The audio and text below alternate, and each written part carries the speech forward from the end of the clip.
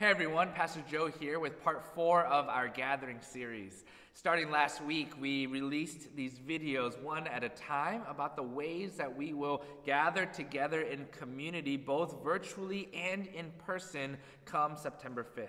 On that day, it will be the first day in over 18 months where we will be gathering in this new way, having people here in person and virtually online. And I'm excited to be creating this new community together. I'm excited for all God is doing in us and through us. And I'm excited in the ways that God will continue to lead us as we stay faithful to our call in becoming Christ in the community. Last week, we shared a little bit about the safety measures and precautions that we will be taking, how masks will be required, how we will not be checking vaccination status, but we encourage you, if you are not vaccinated or if you're feeling ill, to stay home, to participate in worship online, virtually, with the many folks who will be doing so from across the country who are on vacation, who are choosing to participate at home. We will be requiring vaccinations for all who are leading and speaking and singing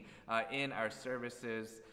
We also talked about some of our upgrades with our HVAC system that utilizes UV light technology that kills 99.5% of all airborne viruses. And we also talked about the new cameras. Last week I also asked for help.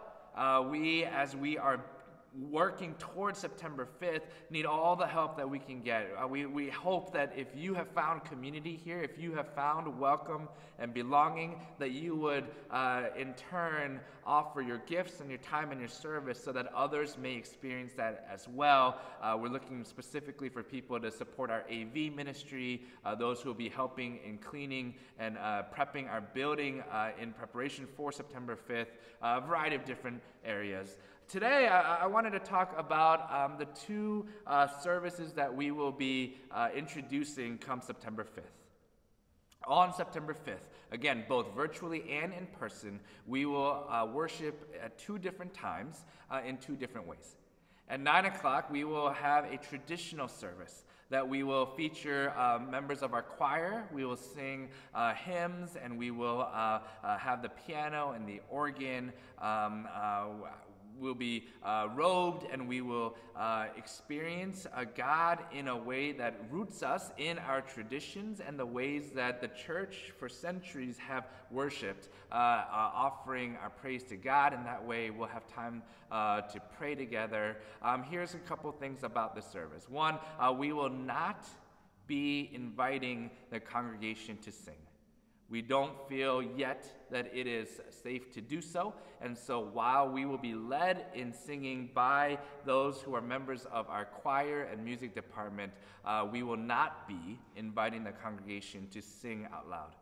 In other words, we invite you to stay there in reflection, to hum, to pay close attention to the words, to spend time in prayer, but we are going to be doing singing that will be from those who are serving on the music department, not as a whole community in the congregation.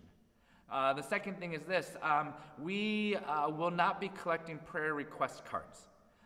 We will be using Menti, which if you have been worshiping with us for the past 18 months, we've utilized this technology where people can submit their prayer requests and their joys online, live, and I will receive them in real time. We will maintain that so that we can have that constant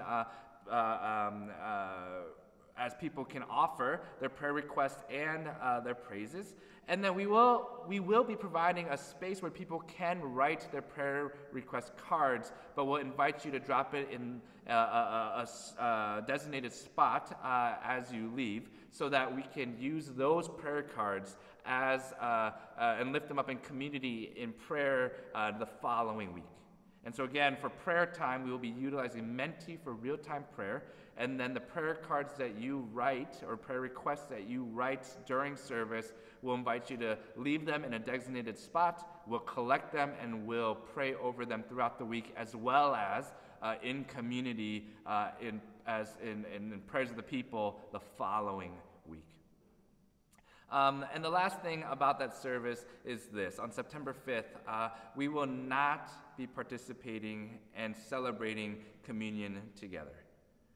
We will go through the liturgy so that we can bless our community and we can bless the elements that I encourage you to take at home. And especially for those who are worshiping online, we encourage you to have it with you as we participated in worship together. And for those who are here in person, we will be blessed to go and to receive the elements in your own time outside of the church building. Children will be invited to attend for Children's Time. We'll have a great message that Miss Nicole will lead us through, and then they will leave the sanctuary and go outside in 2 different groups so that they can experience God and connect to God in age-appropriate, contextualized ways, and then they'll come back at the end of service to join their families again, to be blessed and to be sent forth. We'll have more details about this as we continue in our planning, but that is our 9 o'clock traditional. The 10:30 contemporary is going to be very different and exciting in ways that we can engage God in new ways. The order is going to be music heavy in the front end. We're going to have some prayer stations across around the sanctuary, and we're going to invite you to go with maintaining distance to reflect, to pray, to light a candle, to participate in your own individual or in your family unit way. We will also feature a playground, but in a way that we invite you and your children, or you and your grown-ups to come to have an activity that connects you to God and to bring it back to your seat. We're going to, again, be led in worship and in singing from those who are part of the team. We will not invite those who are in the congregation to join us.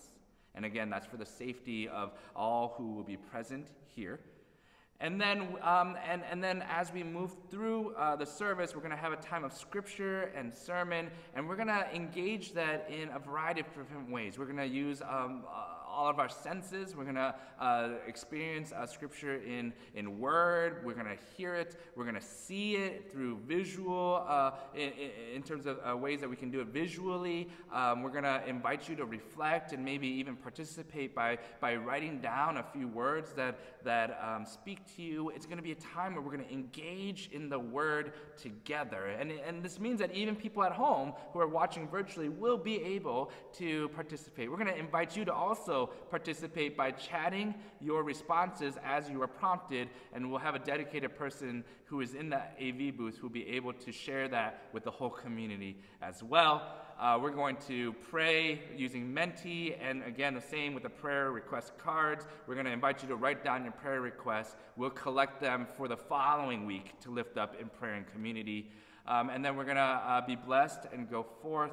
In this service, we're going to invite our children to stay in their family units, in these seats that are 3 feet apart from one another so that we can maintain safe distancing from one another. But it's going to be experiential, and we're going to try to engage all of our senses and all of who we are in the ways that we connect to God and with one another. There's a lot more to speak about, there's a lot more to share, but I wanted to give you at least a framework of how we will approach worship as we look to September 5th. Let me say one more thing, though. We are constantly monitoring and being guided by county officials and health officials. We're looking to those who are studying data and who are caring for our community and making decisions on behalf of the whole community, including our school districts, including our elected officials, including hospitals and those who have medical backgrounds and are able to speak to our current context with knowledge and with wisdom. And I want to say we are still planning to be in this new community of both virtual and in-person together on September 5th, but I ask for your grace and your flexibility and your adaptability that as we monitor all that is happening with this Delta variant and the lasting impacts of this global pandemic, as we're experiencing some rises in pockets across our state and our communities and even the country, but as we look at what it means to gather in person as part of our new community with virtual and in-person together, as we look at that, to please be praying for us who are making these decisions. Please be praying for your leadership, your church staff. Hold us in prayer.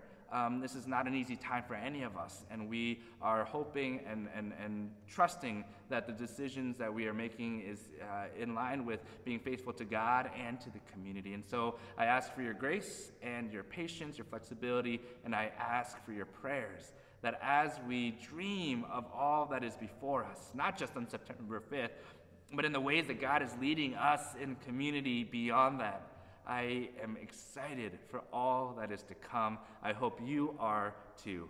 Next week we'll come back with a couple more videos of this gathering series as we prepare for September 5th and beyond. But in the meantime, have a blessed weekend. Join us on Sunday as we continue our Compassion series in worship, 9 o'clock Pacific time on Facebook Live. And join us for that as we continue dreaming about and talking about how God calls us into having compassionate postures and compassionate hearts. Know that you're in my prayers, and we'll see you soon.